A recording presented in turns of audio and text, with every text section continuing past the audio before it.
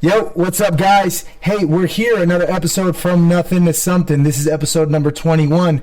Thanks a lot for tuning in. Thanks a lot for listening. Sitting across from me on the couch is a good friend of mine, competitive bodybuilder, fucking super successful guy, chasing his dream, chasing his goal, and not being scared to really go after it. What's up, man? How you doing, Daniel Logan? What's going on, man? Good to be here. Yeah, we're happy to have you. Thanks for listening, guys. Tune in from Nothing to Something, episode 21. Let's get it. You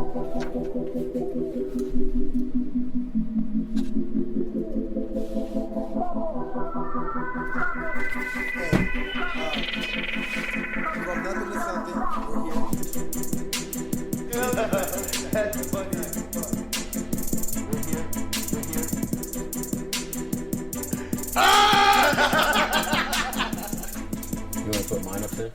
Yeah, we'll set it up right now. Dang.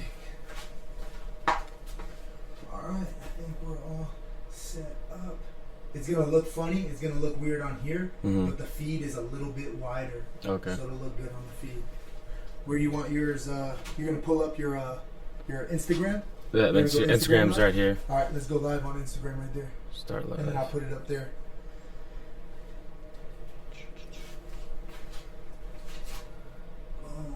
You have to hit the camera. Yeah. Oh. There you go. Turn it around. So with that, we could probably turn it this way, huh? Yeah. Is that gonna work? It's gonna flip. You have to unlock it probably. Here, you wanna try to unlock it? Sorry guys, if you're listening live right now, just give us 1 second. We're just getting this whole Facebook thing started. What's up, guys? If you're paying attention, from Nothing to Something, another episode. We're good, we're here. We're good here. Good here. And we are good here.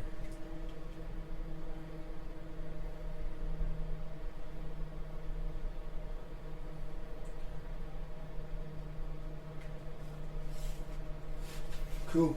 Looks good. All right. I think we're all set up. I'm going to adjust that camera a little bit more so you can see me. Sorry, guys. Does he even live, though? Already got comments coming in. Who's talking? That's Jeffrey Decker. Okay. He does, Decker. He does lift. I can attest to that. This man absolutely 100% lifts. So, one more second, guys. We got Instagram live going. We got Facebook live going. The next thing to do is to actually share it on my personal page. So we're going to get that going right now. Oh, you shared it already. Sweet. Yeah, I just shared it. I'm going to share it too. I'm going to make sure we share it now. I'm going to make sure it posts. All right, baby. And here we are. We're all set. All right. So, and then if you want to pull up your Instagram feed on there, can you watch your Instagram feed? No, Instagram wouldn't download on my iPad. Got it. Well, if you're watching on Instagram, we're going to do what we can. But if you have any questions or anything, just go ahead and turn to the actual Facebook page and follow us. And obviously, you can listen to the live feed yourself. And you can pay attention to the live feed, the strict audio version. So, first things first, guys, I want to give a shout out to previous guests that I've had on that are doing great things as of this week. So a bunch of the 10 Planet Freaks, Gio Martinez, who was on last week, he was talking about his 80cc competition that he has today. All of them are up there in LA at the convention center fucking getting it in. Josh Sapinozo's up there competing. They actually did jiu-jitsu like a jiu-jitsu company, like they do like an online blog or whatever the fuck. They did like a whole article on the fact that 10 Planet Freaks are going up to dominate up there in LA. And from the post that I saw before we started this podcast, it looks like people are already making it into the second round. So 10 Planet Freaks are setting the example, setting the tone. Freaks don't sleep. As always, baby, you know what it is. But Sitting across from me is a good friend of mine, a guy who I haven't known for too long, but our paths crossed, and I was an instructor. He was the student at Sarn's course, and now I follow him on social media, and I saw that he had a goal and a dream, and he really changed his body and joined a bodybuilding tournament, and now he's really chasing his dream and his passion and his goal. Mr. Daniel Logan, what's up, man? So you like Daniel only, right? Yeah. Or do you prefer Logan? Like, what do you prefer to be called? Most people call me Logan, but I'm fine with Daniel. All right, cool. I'll stick to Logan because that's how I know you, and plus, you remind me of Wolverine. So, talk to me about your goals, man. Like, what's going on? What is it that you plan on doing with bodybuilding, and how did you get into it in the first place? Well, a couple years ago, I got into a really bad motorcycle accident. My injuries really rendered me unable to do anything physically. So I gained a bunch of weight. Didn't really look too good. So then when I started to heal, I met this guy. His name's Roger. So he got me into bodybuilding, and ever since then I was getting amazing results, fell in love with it. And then over the last year, I told myself I want to compete. So I got a coach, started working out over at Athletes Nutrition in Marietta with my friend Charlie. He was my coach. He prepped me for this last show, him and Kevin. So ever since then I just committed to it and just stayed confident with the diet and everything, the routine, and just ever since then I was like, I want to do this for the long haul. So after I get out of the Marine Corps, the ultimate goal is to go pro. So yeah. I'll be doing a couple more shows. I don't know about this year. I'm getting deployed again, so okay. I don't know when I'll be able to do another show, but whenever I get the time, it's definitely going to happen. Yeah. Sure. So when you started out, it was more like to get back to where you wanted to be. It wasn't really to compete or anything like that. No. And you just kind of went all in, all balls out, and it just kind of fell into place. You're like, you know what? I'll try a competition. Is that what it was? Yeah. I was just like, because I wanted way more results than what I was getting. I was hooked. I was addicted to the results I was getting, and all of that was from the diet, the consistency with eating the right foods and everything. And then I was like, I want to see what I look like on stage, how I'm supposed to look. So yeah. I just did it. That's pretty dope, man. And you definitely did change your body. We were talking earlier, and you were at Sergeant's course in October.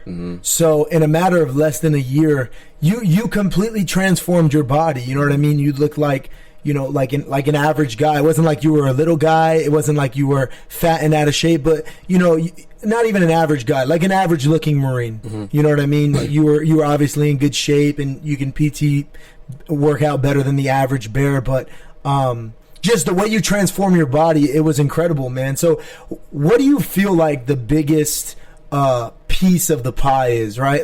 You can hear it all the time where people say diet's the most important part, and consistency, and just overall, right? What do you feel like is the most important part when it comes to taking bodybuilding serious and wanting to get up there on stage?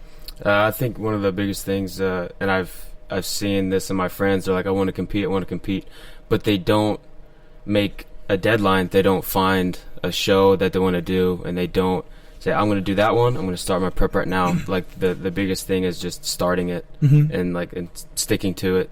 They say they want to, but they never end up doing it.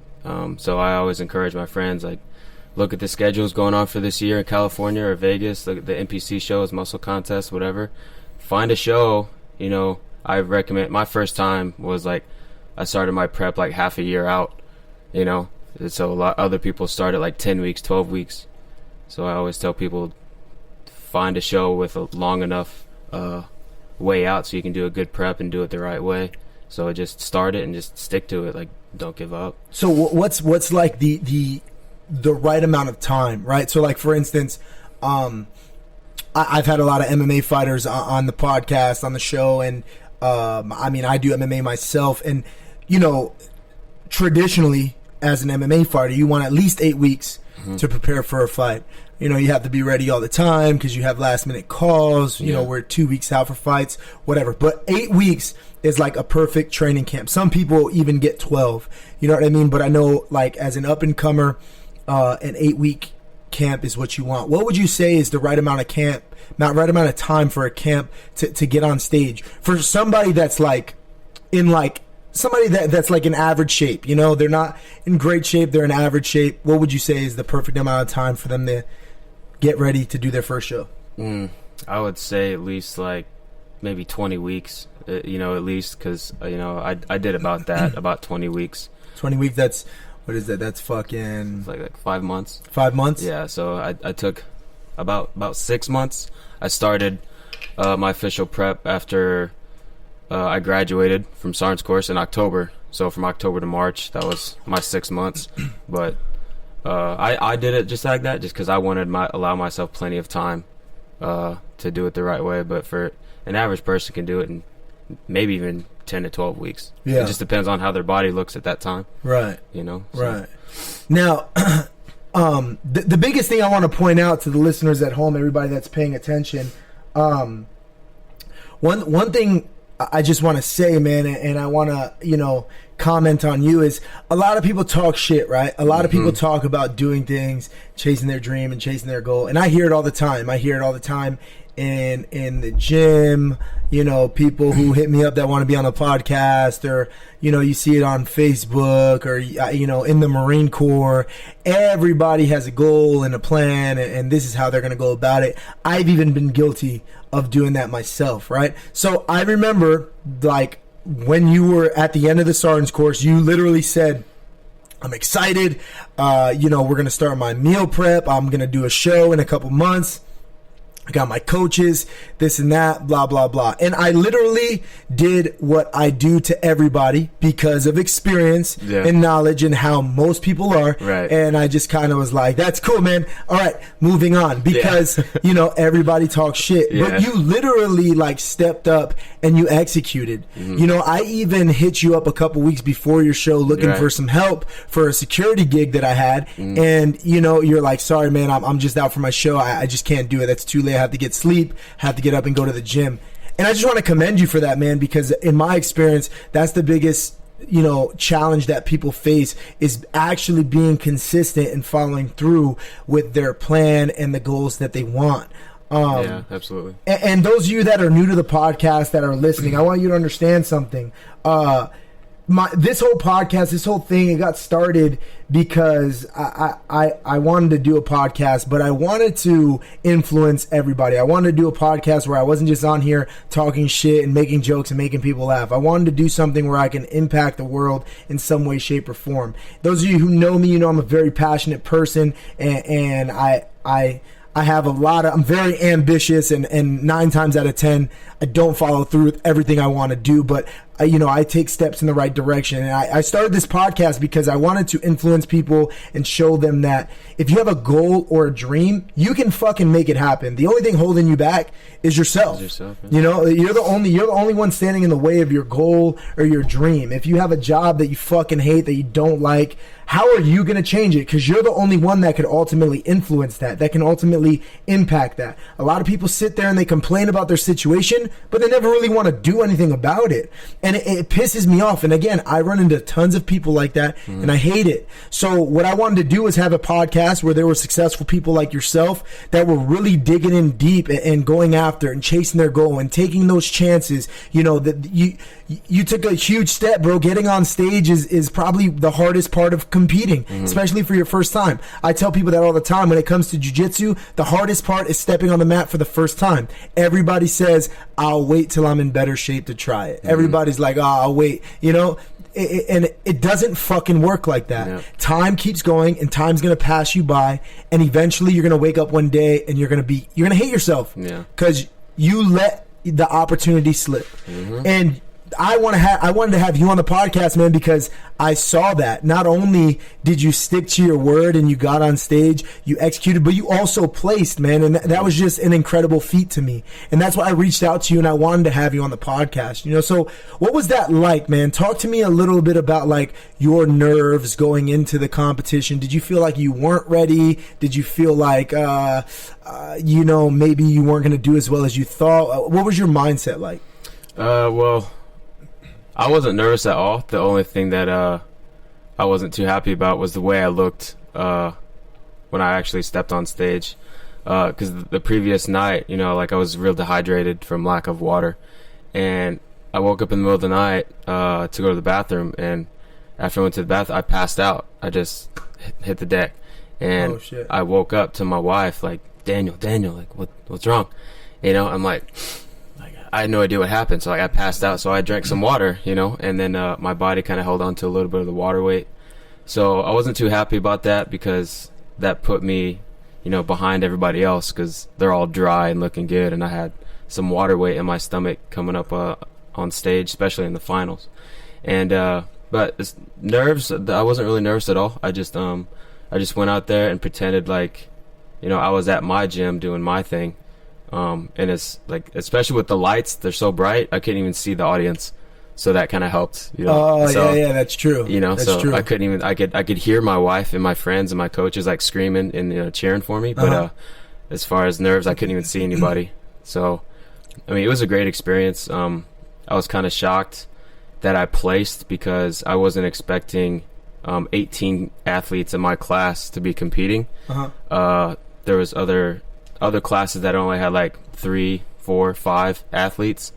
So I went up against 18, and a lot of those guys, it wasn't their first time, so they've been doing this for a while. My first time, I was very lucky to place in the top 5. So I got to hand it to my coaches, Charlie and Kevin, for doing such a great job with my posing, because that's probably how I placed. I outposed everybody else. So. Yeah. Well, that's pretty dope, man. It's really I just thought it was really cool. I know a lot of people that, they're into, everybody's into the gym, know, and I have a specific group of friends that are into bodybuilding and they do compete. A friend of mine, he actually joined us. I don't know if he's still on, Adam Aribe. He got out of the Marine Corps and he got into bodybuilding and stuff like that. And he did a couple of shows and, he's still very much into it. But it's like a different kind of thing, right? Like you mentioned how you can hear your wife and your coaches like yelling at you from like the stands right now. What are they yelling at you about? Like what are they telling you, like telling you to hit specific poses or like, you know what I mean? Like what to flex? Like, I'm very familiar more with MMA. So that's what I think of, like a coach, like yelling at you, like fucking double bicep, flex the bicep, is that what they're yelling, or like, how does that work? No, well, like, there's 2 different parts to the show. One's the prejudging, and then there's the finals, which is in the evening. So they weren't really screaming and cheering too much until like the finals, when I actually did my actual posing routine. But the prejudging, you have specific poses that you have to run through. The judges make you do all the mandatories and your quarter turns and all that stuff. But when they were yelling, they were like, yeah, keep it tight, give it to them. Like they were just, egging me on, just like, and for people that actually do follow me on Instagram, you could, if they see my stage shots, I just got a huge smile on my face. Everyone calls it a $1 million smile, just because I was happy. I was just, I had a great time. And after the show, I fell in love with my wife all over again, because she was like, she had a great time. She enjoyed it. And she's like, I can't wait for you to prep for another show, because like she loved it. She loved seeing me on stage. She was proud of me. So that was a really good feeling, because the whole prep was, it was, there was parts of it that was a nightmare. Like I'm on edge and cranky, and sometimes we just clash, and it was rough. It was a rough road, but after she saw the end state, it was pretty awesome. It was great. That's pretty dope, man. You're really enjoying what you're doing, and I think that's the most important thing. It's not really like about making money. It's about figuring out how you can sustain life, like everyday life, and still do what you love. And a lot of people don't figure that out. When I was younger, I used to say all the time, I just want to be a millionaire. I just want to make money. You talk to young kids, and that's what they'll say. Mm-hmm. How old are you? I'm 27. You're 27. Yeah. So, you know what I mean? We're like there, you know what I mean? I'm 26, right? Yeah. So, when I talk to like 22-year-olds, 21-year-olds, their goal is to make money. And that was my goal at 21, 22 as well, until I found what I was passionate about, you know? And like, your drive kind of changes. Mm-hmm. You know, I met people who were doing MMA, you know, doing what they loved, and like, they were struggling financially. You couldn't really tell, but it wasn't like they were living lavish. You know, they were living paycheck to paycheck, mm-hmm. but they got to work on what they loved every single day. And what that made me realize is that beats making money every day, bro. That beats it, because people that are millionaires, and then millionaires, they work all day. They, you know, they say they love their job and they love money, but do they really? You know what I mean? What did they want to be a fucking accountant when they were 12? What is it they wanted to do when they were 12? You know what I mean? Like, yeah. I don't know, man. So you're very fortunate in that fact, in that aspect, where you found your passion and mm-hmm. you get to do it, you know? Mm-hmm. So next comes the balance, right? Like figuring out how you're going to balance the Marine Corps and competing. So do you plan on staying in the Marine Corps? Is that your goal? I do not plan on staying in. I'm going to do this one last deployment. And then I plan on transitioning out.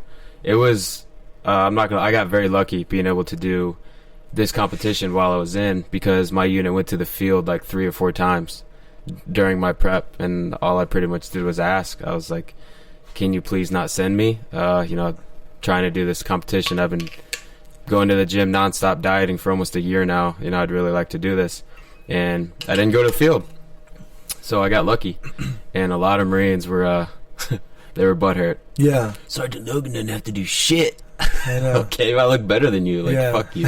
You know what I mean? So, you know, it kind of pissed me off. There's a lot of haters talking, but... Bro, that happens no matter what, you know? And it's tough. You were real fortunate for your command to look out for you like that, because most command... Well, a lot of commands would be like, fuck no. Yeah. You know what I mean? Like, nah, it's not... No, it doesn't work like that. Mm-hmm. You're a Marine first. Yeah. You know, I got a buddy of mine who's a professional fighter, Martin Davila.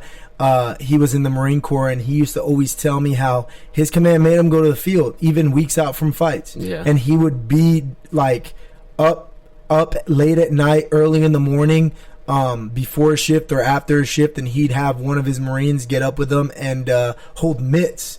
You know, he's cutting weight and eating MREs, but cutting weight at the same time, you know? That's so hard. So you have to fucking figure it out, you know? Like, what else are you going to do? Mm. So you're very fortunate in that aspect, you know? So you have a deployment coming up.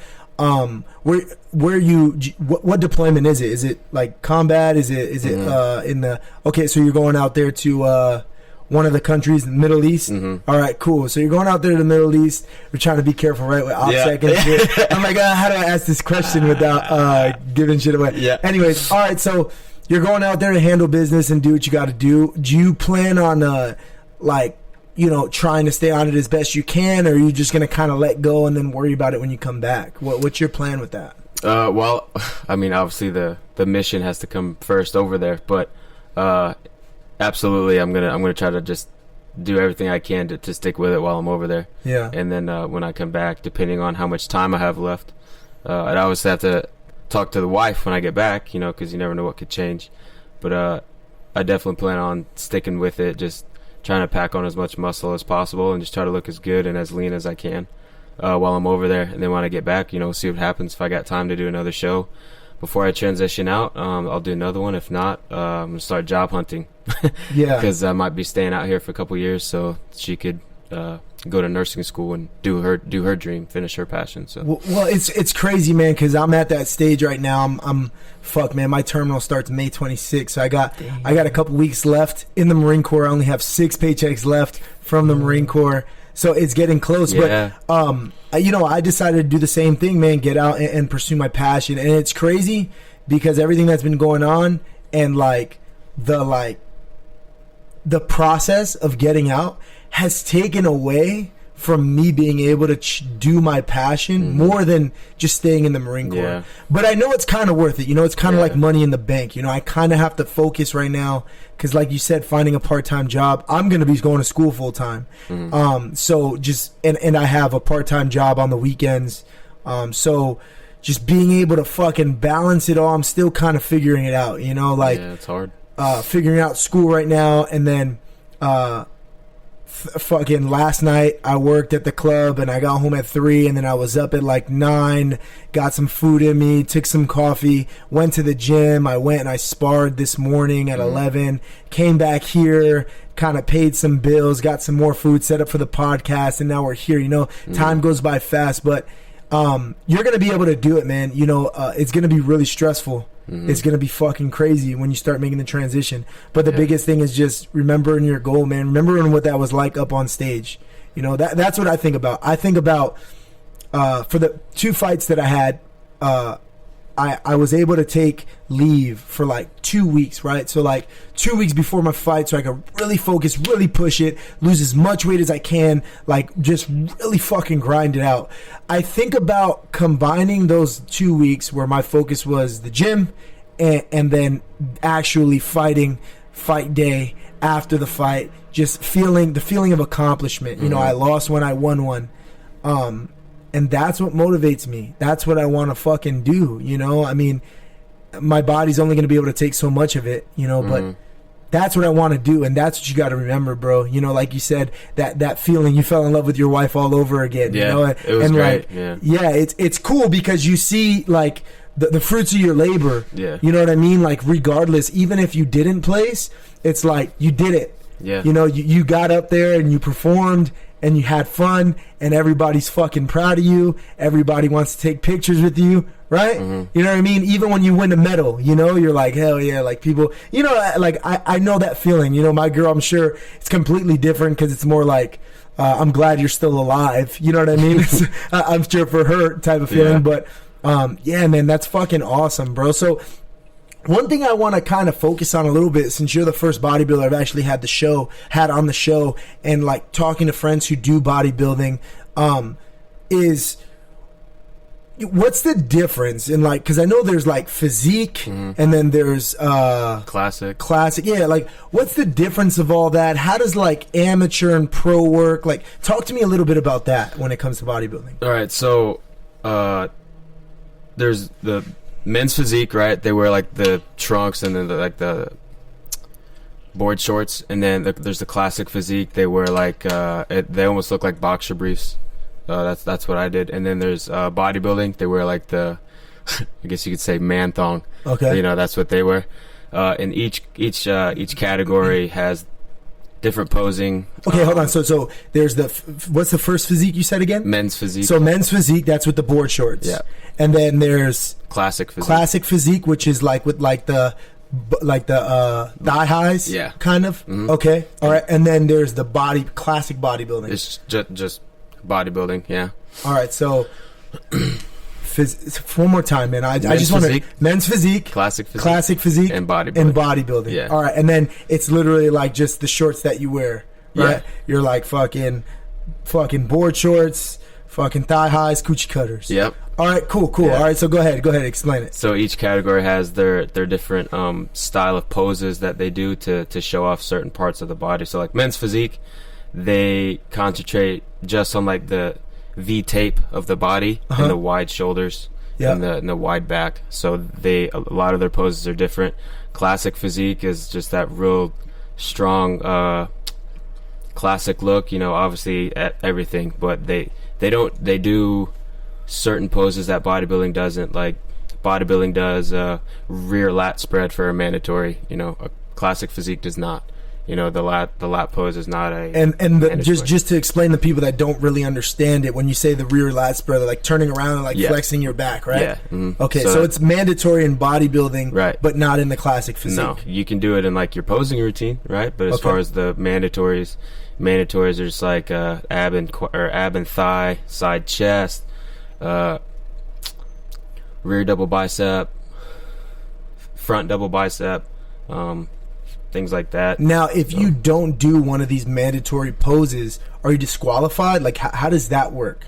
Well, I mean, do they tell you, like, yeah. come back out, you didn't do the double bicep, Logan, come back out? No, you're just going to get, I mean, if you're all on the stage with all your competitors, because they're going to run through all the mandatories with all of you on stage at once to do comparisons. So if you just, like, stand there and everyone else is doing the pose, you're just going to get points taken off.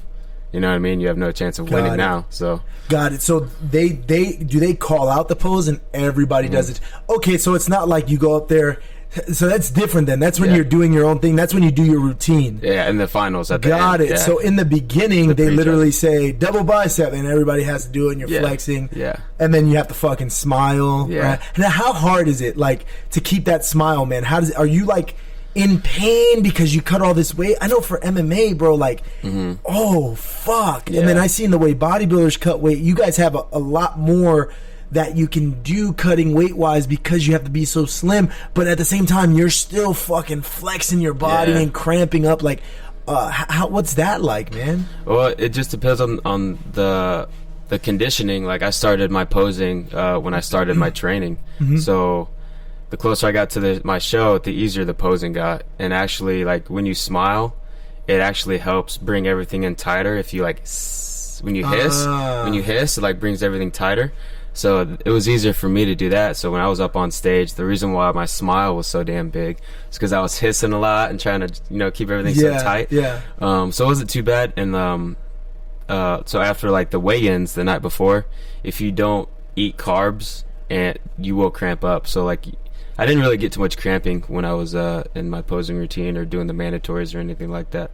But for someone that probably didn't eat right or diet right leading up to it, they'll probably cramp up and just, like, get a leg cramp on stage or do something crazy. Fuck. And, like, so you just kind of got to smile through it, or, like, were people, like, fucking, like, you know what I mean? Like, I didn't see that, but I'm sure it's happened. Fuck, that's tough, man. That's fucking crazy. Yeah. So, okay, so you have men's physique, classic physique, and bodybuilding, and, like, at first glance, you just assume the difference is, like, dudes do legs, dudes who don't do legs. Yeah, you know what I mean? That's pretty much what it is. Yep.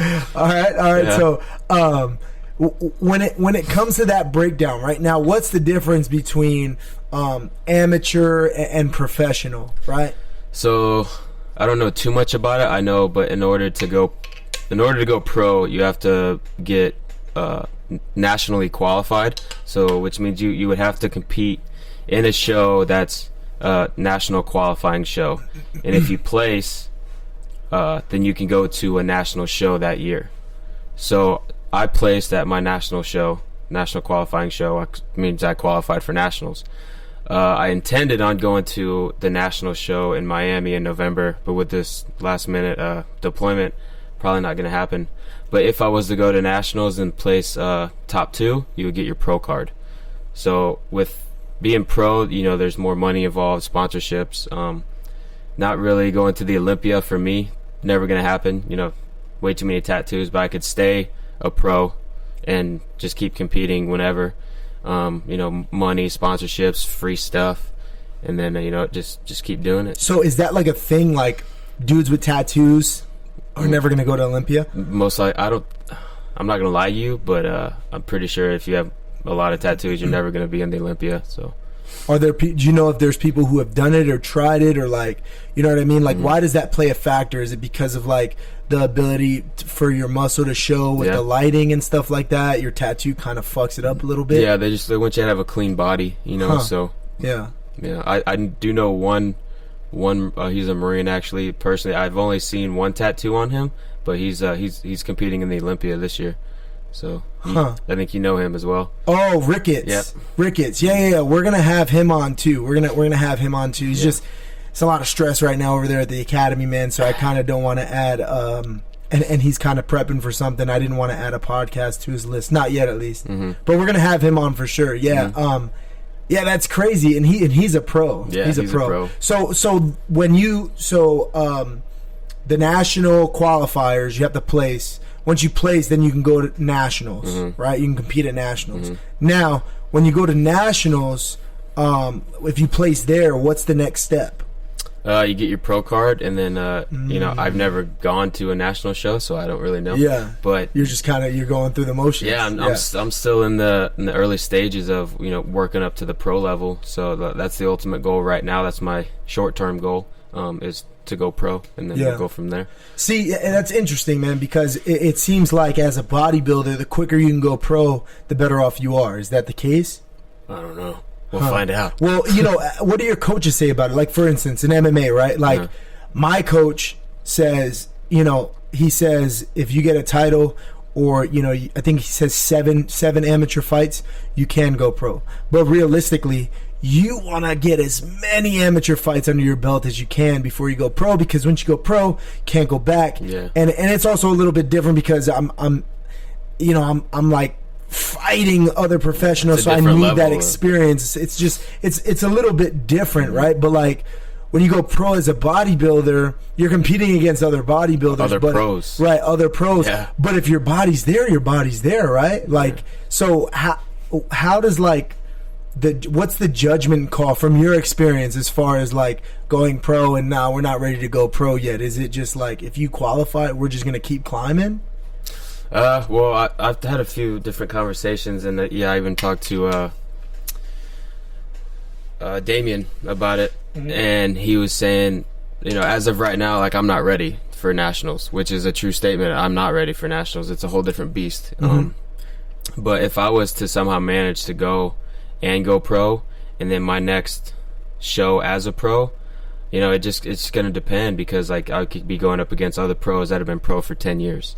So like in the world of bodybuilding, there's always going to be, especially in the early stages, there's always going to be that person that their physique is just tremendously way better than yours, because they've been doing it for so long. Yeah, it takes a long time to build the physique you want.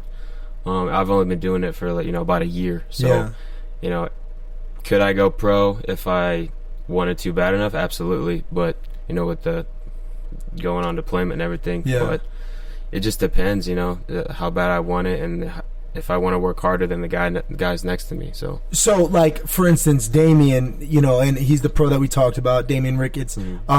Damien telling you something like that, right? Like, you're not ready for the nationals yet. Would that still like keep you from going, or would you say fuck it, I place in the regionals? Like, if that was an option, obviously it's not because your deployment coming up, but if that was an option, is that something where you'd be like, people are saying I'm not ready, but I just want to go for the experience? Is that like a step you'd be willing to take, you're looking to take, you know what I mean? Or would you be like, I'll take their advice and just wait? I definitely I listen to him because he is a pro, and I look up to him. He's an awesome athlete. He looks great. So I take his advice to heart. Actually, my posing song was a song he actually like suggested to me. But as far as still going to the nationals, I would still go. But he was strongly encouraging me to do another show prior to nationals to see where I could possibly be at by the time I get there. So that's what I was going to do. I was going to try to do 2 shows this year, but with the deployment, not going to happen. So I mean, that's all right, man. You do what you can. The biggest thing that I tell people all the time is to worry about what you can control. So many people worry about things, you got a deployment, you got a job to do. There's only so much you can do. When I can't make it to the gym, it used to frustrate me, bro, because of work. I used to get fucking pissed. I can't train. Even when I had fights coming up or things, jiu-jitsu competitions, I couldn't train. And now I just kind of just worry about what you can control. There's only so much time in the day, and I prioritize my life and prioritize my shit. So just, worry about what you can control. Fuck it, but what's the next step? You're not going to do 2 competitions this year. Next year, make it happen. When you come back, you'll fucking chase it full time, So you place in national qualifiers. Now, placing is 1 through 5. So 1 through 5, place 1 through 5th, national qualifiers. Then you can go to nationals. Now you place 1 through 5 at nationals. They only take the top 2. Oh shit! So nationals. Like the top 2 at nationals. Congratulations, you're now a pro. Here goes your pro card. Yep. And now from there, that's when you can really chase like sponsorships and like, like free gym memberships and like join, like, I mean, for real, that's what it is. Yeah, it depends on who you are, I guess. Are there like teams and squads and shit, like for like in MMA, like we're Team Hurricane Awesome, and in Miami there's fucking fuck man, there's what is it in Miami?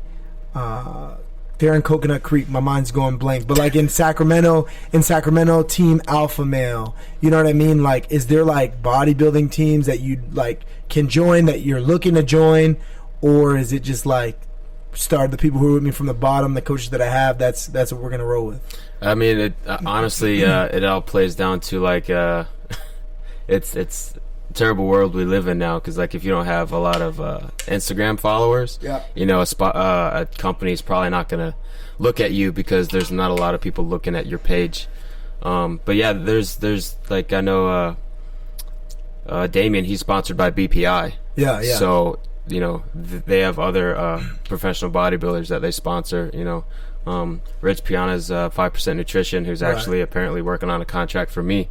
So I'm, from what I hear, is supposed to get sponsored by 5%. Oh, that's pretty dope, man. So yeah, there's other companies out there that have bodybuilding teams. You know, so.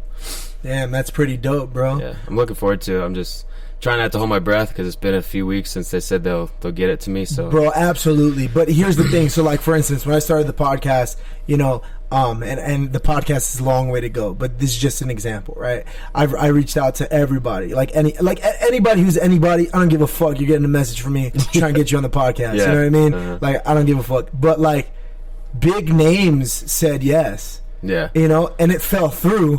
But the thing is, what was gained from that is the knowledge that, like, I'm taking serious enough already by these people to like give me an answer. Yeah, they didn't just ignore my request. They said yes. Yeah, which says something, you know, which is it's like money in the bank. You know, it's a step in the right direction. So I know it's only going to grow from here, and that's kind of how you have to look at it, right? You know what I mean? Like, you don't get it, you get it. Who gives a fuck? You know, you heard some scuttlebutt. You know, you heard some rumors brewing. Whether it's true or it's not, you know, there's still talk about you, and it's good. Yeah, so I mean, I'm not. It'd be nice if I could be a 5%er, because that's dope. Because like, you know, that's kind of those dudes are raw as fuck. Yeah, and it's kind of a new company, you know, and they've just been multiplying over the years. But if they ended up not giving me a contract, you know, whatever, you know, I'll just keep trying. Maybe I'll get picked up by someone else even better. You know, so absolutely, man. It's regardless of, you know, sponsorship or not. I'm gonna keep pursuing bodybuilding, and you know, have my wife's support. So I'm never gonna stop. Yeah, that's good, man. So like, what's the average like time span that people do competitive bodybuilding? Like, what's like so like for MMA, right? They say like when you're 30, that's like your prime right there. 30. You got a couple years left after that, depending on your body. You know, like, fuck, man, some dudes can go all the way into their 40s. Me, I see myself maybe doing this till 37 max. Give myself another 10, 11 years doing MMA. For bodybuilding, is there like a notional like time frame that people say like, oh well, you only got this much time to make it happen? You know, what's the average from your knowledge? I don't know. I want to say maybe late 30s, early 40s, maybe. I don't know too many professionals or their ages. Like, I don't know how old Damien is. You know, he's a pro. He's been pro for a little bit. I think he's in his early 30s. Early 30s? Yeah. Maybe like 32. I could be way off. You know? Samsonite. Well, he's black, man. So it's like those dudes, they age so beautifully. He's you know Jamaican. what I'm saying? He's Jamaican. He's got amazing genes. Bro, he's got incredible genes. You know what I mean? And so he could be fucking 32. He could be 45. He could be like 18. Yeah, anywhere in that range, for sure. I don't know, man. I don't see myself doing it, you know, for the rest of my life, obviously, because we want to have a family, and I'll probably, you know, dial it down a little bit. You know, I'll probably stop competing. But as far as like just the whole idea of bodybuilding, eating, you know, just getting massive as fuck, you know, I'm always going to want to do that. But there will be a time where I'll step off the stage permanently. So. Yeah.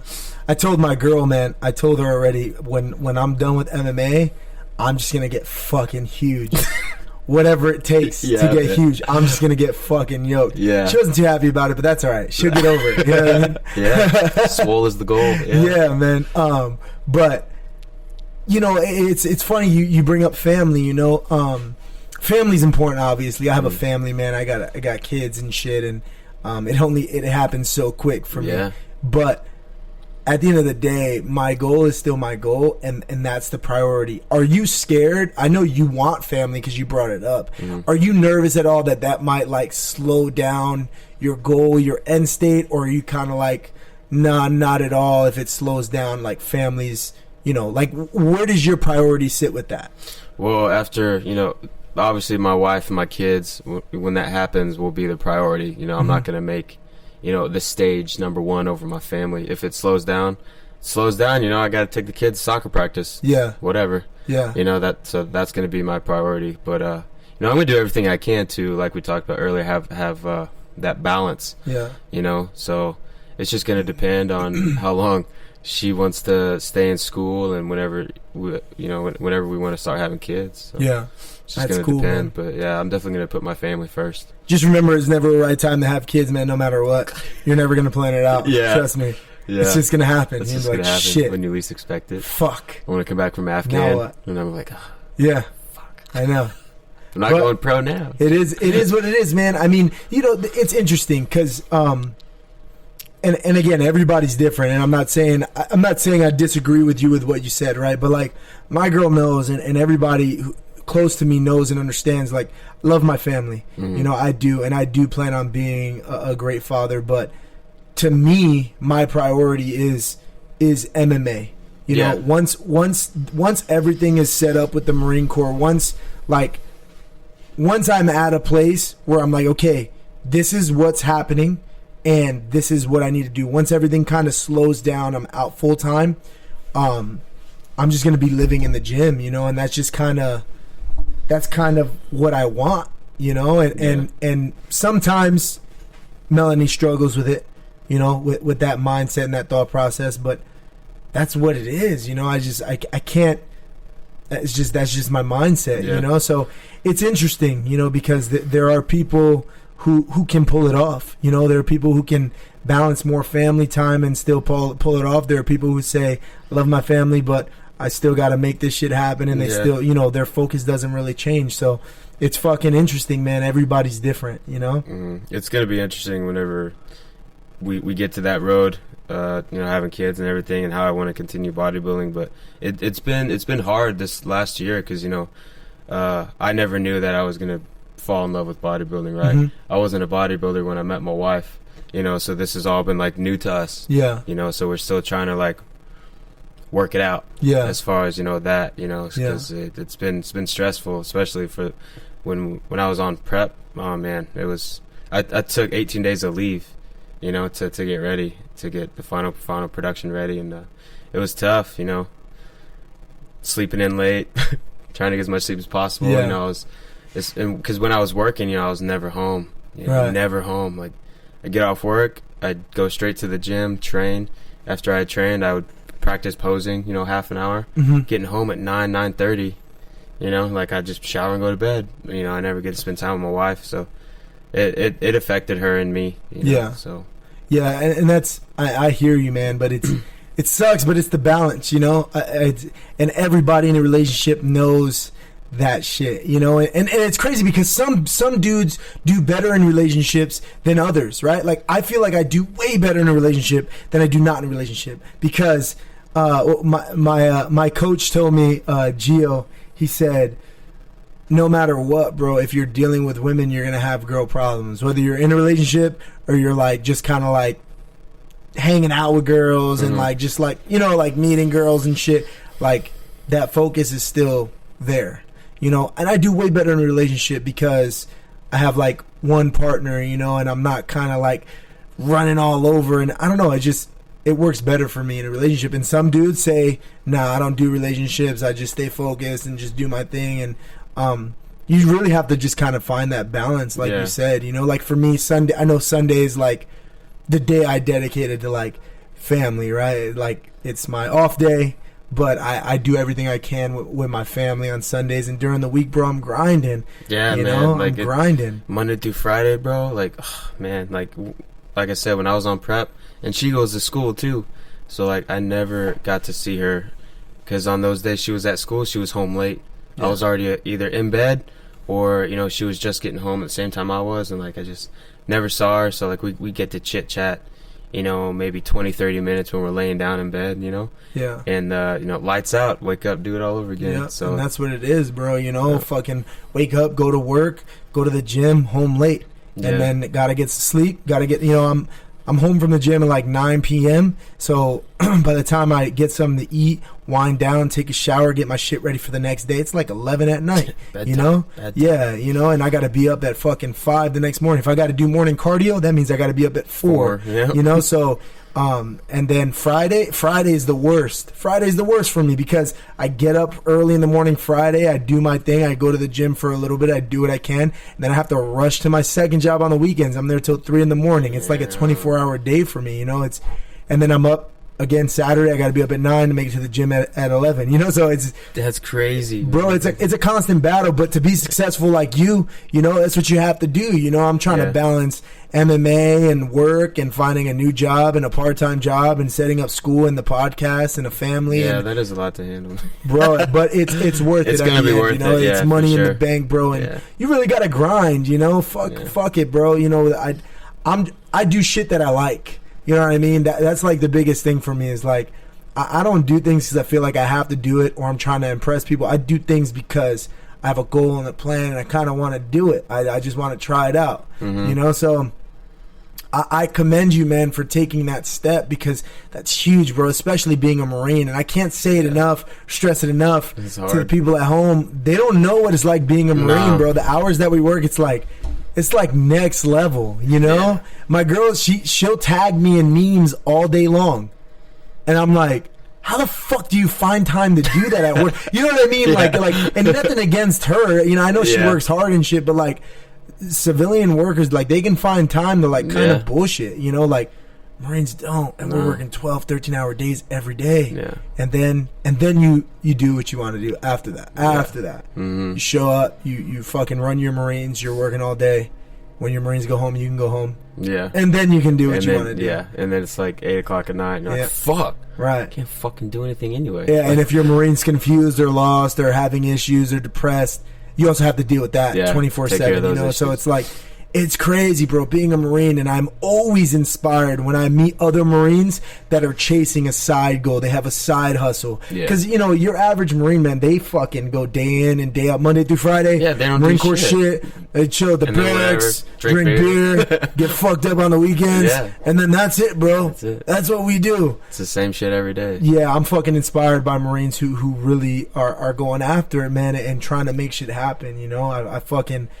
I appreciate everything that you do. You know what I mean? Because it's dope. I follow you. You kind of fuel me. It's like, cool, man. You do, bro. Like I put this energy. I try to put like this positive energy out all the time, and like, you know, I look at it like I want to fuel the world. But then when I see people doing other things, it's like, fuck yeah, like that dude's doing exactly what I need to be doing and what I'm talking about. And it's like I need to reciprocate that energy. You know what I mean? And it's like, I don't know, motivated and inspirational people, I try to push them, and everything that they do, every time they take a step closer to their goals, they kind of push me, and I'm like, oh man, I gotta grind, I gotta do this, fuck, I'm tired, now I gotta set up the podcast, you know? I appreciate it, bro, everything that you're doing, man, and it's dope, bro. I wish you the best of luck with bodybuilding. Good luck on your deployment. You're gonna go out there, you're gonna kill it, you'll be back home in a couple months, and before you know it, you'll be getting ready for your next show, man. I hope so. That's the plan.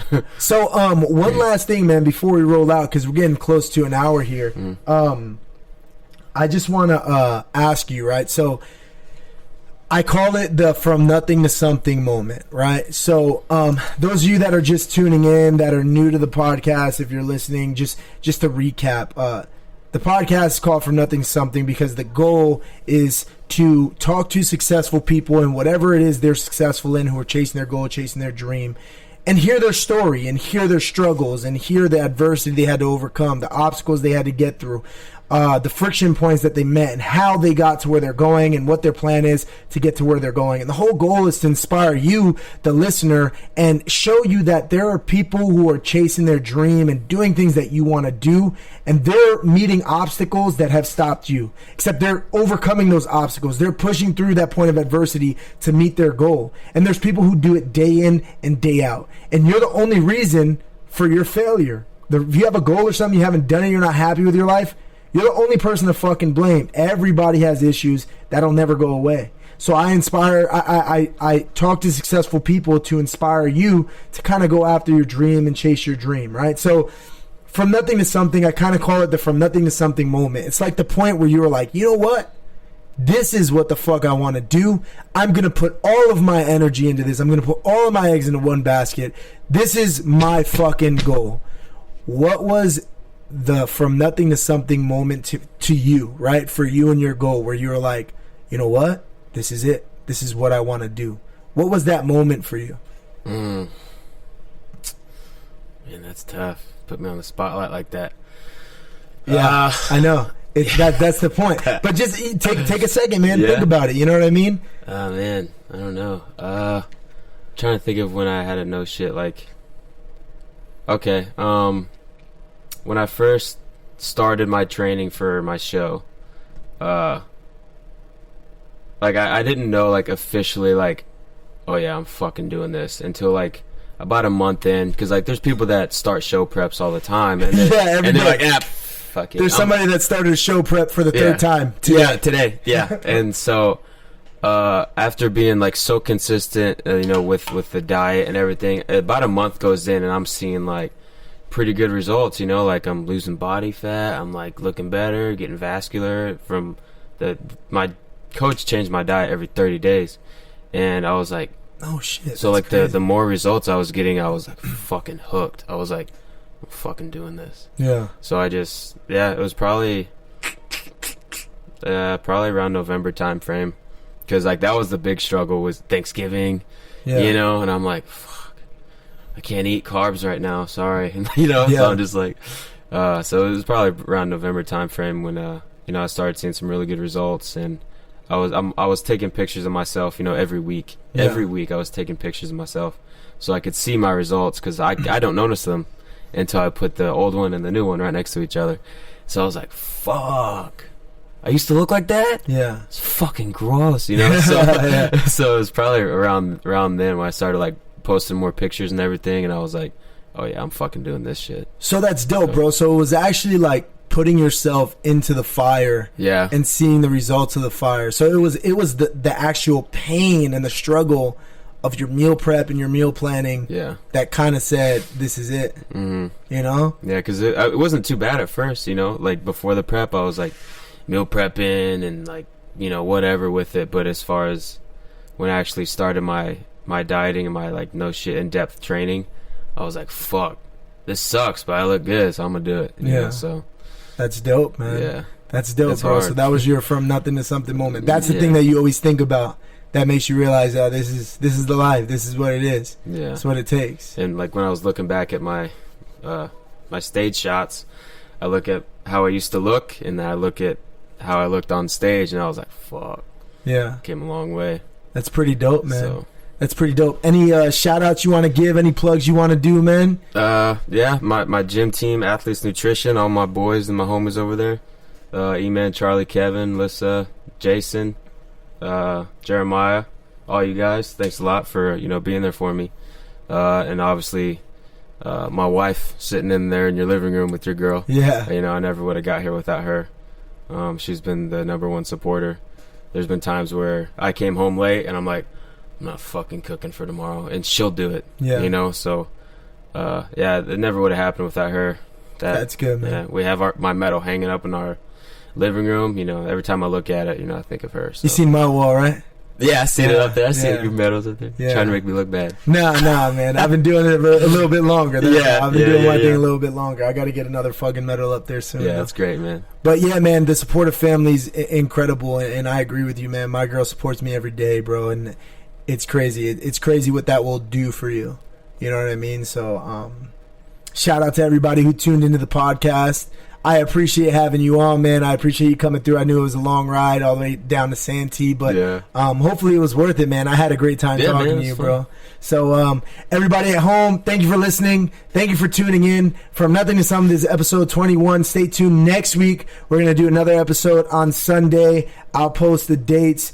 If you're new to the podcast, again, thank you for tuning in, guys. We got a couple messages. Hold on real quick. Let me go through this real quick. So, Decker, I answered you earlier, but yes, he does lift. If you listen to the podcast, you'll understand that.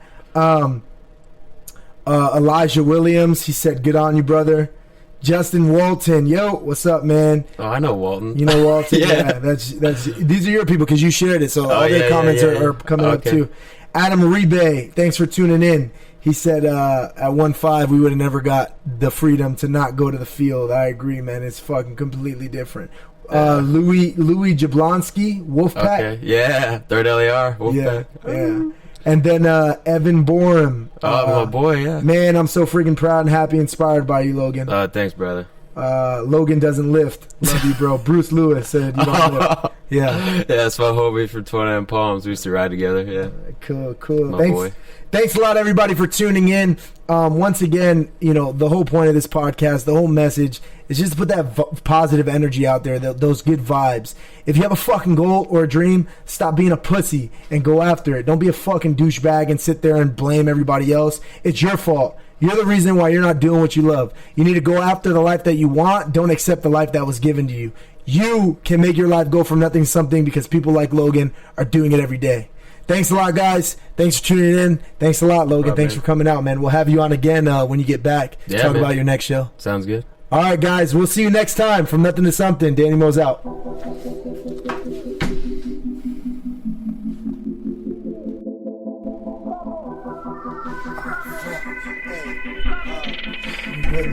Nothing to Something, we're here.